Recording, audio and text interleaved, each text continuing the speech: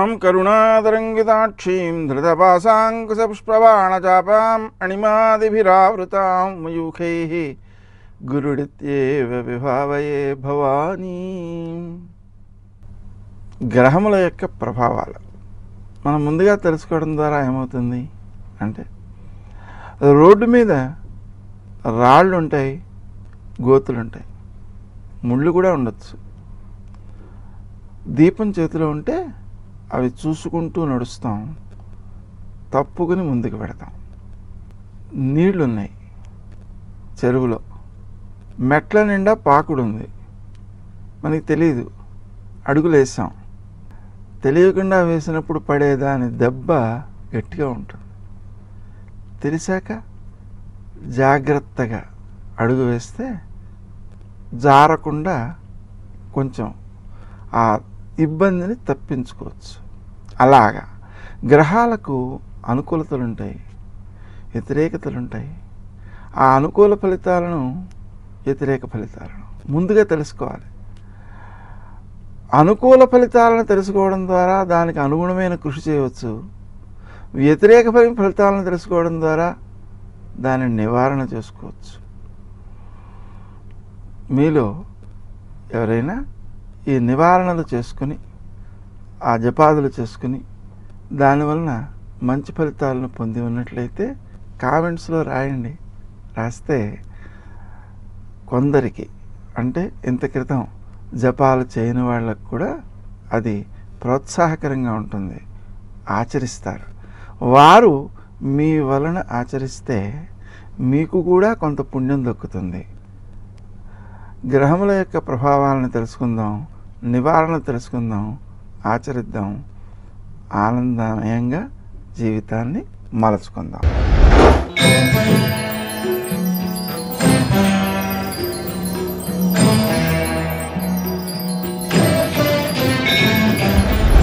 తులారాశి.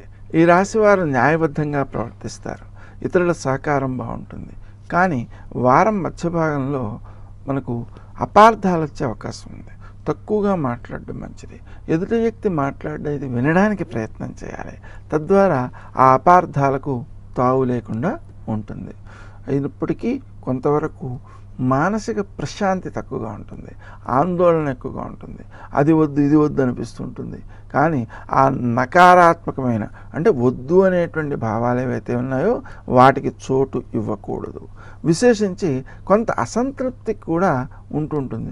సాధించిన విజయాలు కూడా సంతృప్తిని ఇవ్వలేవన్నమాట. ఆ రకమైనటువంటి పరిస్థితి నుంచి మనము మన ప్రవర్తన ద్వారానే మనల్ని మరల్చుకోవాలి. విశేషించి మనకు ప్రస్తుత కాలంలో ఏ విధంగా ఉంది అంటే, మనకు స్వాతంత్ర్యానికి అవకాశాలు తక్కువగా ఉన్నాయి. అంటే మనం ఎంత బాగా ఆలోచించిన దానికంటే వేరుగా ఇతరుల యొక్క ఆదేశాన్ని అనుసరించో, వాళ్ళు ఏమనుకుంటారనో అలా ఆచరించాల్సిన పరిస్థితులు, ఇబ్బందులు ఎదురవుతాయి. అయినప్పటికీ కూడా దానివల్ల నష్టమేం లేదు అనే విషయాన్ని గుర్తించడం అవసరం. వ్యాపారాదులలో పెట్టుబడులు మాత్రం పెట్టకూడదు. ఎందువలన ఈ సమయంలో పెట్టేటువంటి పెట్టుబడులు ఏవైతే ఉన్నాయో అవి ఆర్థిక ప్రయోజనాన్ని ఇచ్చేవిగా ఉండవు అన్నమాట. అందుకని ఆ విషయంలో జాగరూకతతో మెలగాల్సిన అవసరం ఉంది. ఇంకా విశేషించి మనం నూతనమైన ప్రదేశాలను సందర్శించడం, దీర్ఘ ప్రయాణాలు చేయడం, తద్వారా మనం ఆత్మీయంగా మన కుటుంబ సభ్యులతో గడపగలగడం మొదలైన వాటికి అవకాశం ఉంది. అయినప్పటికీ కూడా మనం ఆ ప్రయత్నంలో కావలసినటువంటి సంతృప్తిని సాధించలేము. అందువలన వెళ్ళినంత వరకు ఎక్కువ శ్రద్ధ చూపి ఎక్కువ ఆదరం మనం ఇచ్చేటట్లుగా, ఎక్కువ ఆదరం మనకు సిద్ధించేటట్లుగా ప్రవర్తించడం చాలా చాలా అవసరం. ముఖ్యమైనటువంటి అంశం ఏమిటంటే, తల్లిదండ్రుల విషయంలో ఆరోగ్య సమస్యలు తల ఎత్తే అవకాశం ఉంది. వాటిని నివారించడం కోసం తప్పనిసరిగా క్రీం అచ్యుతానంత గోవింద, అలాగే మనకు చేసేటువంటి పనులు సమగ్రమైన ఫలితాన్ని ఇవ్వడం కోసం తప్పనిసరిగా ఆపదాం అపహర్తారం దాతారం సర్వసంపదాం లోకాభిరామం శ్రీరామం మోక్షదంతం నమామ్యహం అనేటువంటి మంత్రాలు జపించుకోవడం వల్ల ఎక్కువ మేలు కలుగుతుంది.